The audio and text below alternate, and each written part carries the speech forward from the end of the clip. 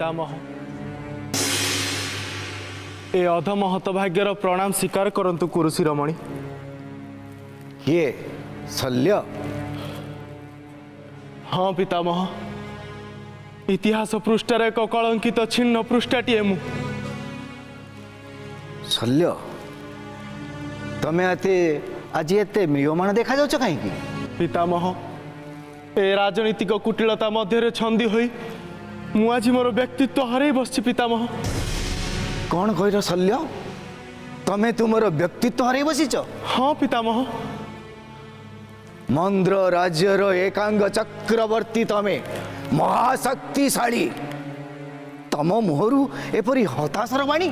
ना पितामह चक्रवर्ती महायोद्धा भली केतोटी पवित्र शब्द आपण मो प्रति प्रयोग करी मते अपमान करंतु नहीं पितामह। शल्य हाँ पितामह अवस्था चक्र पड़ी ए महाभारत युद्ध रे आज मु मोर व्यक्तित्व हरई बसी निजको स्वाभिमानी बोलाउथिबा दुर्योधन आज मते सामान्य को सुरपुत्र कर्णर सारथी हेबा पई उपदेश देइचंती। कौन कहला? हाँ पितामह कर्णर सारथी? कि अपमान! शल्य तमे तम निज गोड़े कोढ़ारी मारिच दुर्योधनर छलनारे मिछ भल पाइबारे तमे बशवर्ती होई तमर भग्नी पुत्र मानक सहित युद्ध करिबा पई अस्त्र धरी युद्ध क्षेत्र रे छिड़ा हेलो। खाद्य लोभ समरण न करी पारी पांडव मानक पक्ष छाड़ी कौरव पक्ष रे तमे ठिया हेलो। ठीक सेमिति आगामी भविष्य रे प्रजानिधि माने खाइबा लोभरे बारंबार दल को परिवर्तन करिवे ठीक तम परि शल्य।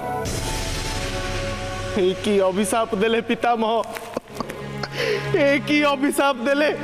अभिशाप नुह शल्य यह संपूर्ण सत्य कथा।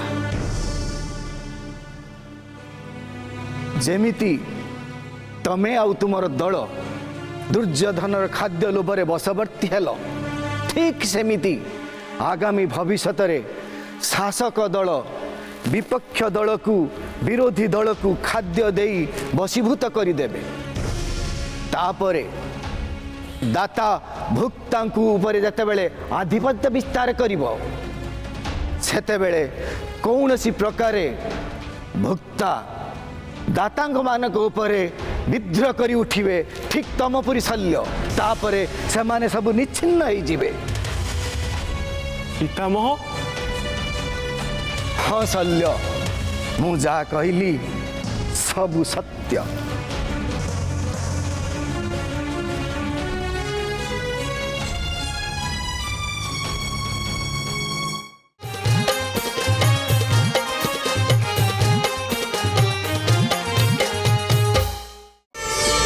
प्रार्थना आम आनंदर उत्स।